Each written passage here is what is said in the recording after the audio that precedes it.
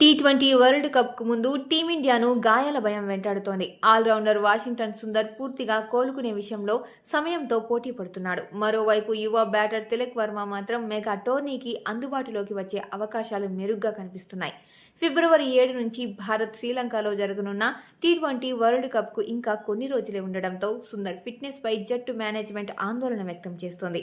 సుందర్ పూర్తిగా కోలుకోవడానికి ఇంకా 2 వారాల సమయం అవసరమని వైద్య బృందం స్పష్టం చేసింది. న్యూజిలాండ్తో జరిగిన తొలి వన్డేలో వడోదరాలో బౌలింగ్ చేస్తూ సుందర్ ఎడమ వైపు రిబ్ ప్రాంతంలో నొప్పి ఎదుర్కొన్నాడు.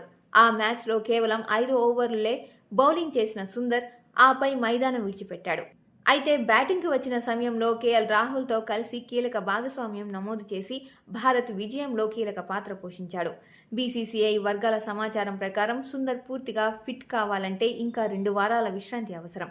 అతడిని కొనసాగించాలా లేక ప్రత్యామ్నాయాన్ని తీసుకోవాలా అన్నది సెలక్షన్ కమిటీ, టీం మేనేజ్మెంట్ కలిసి నిర్ణయించాలి అని పేర్కొన్నారు.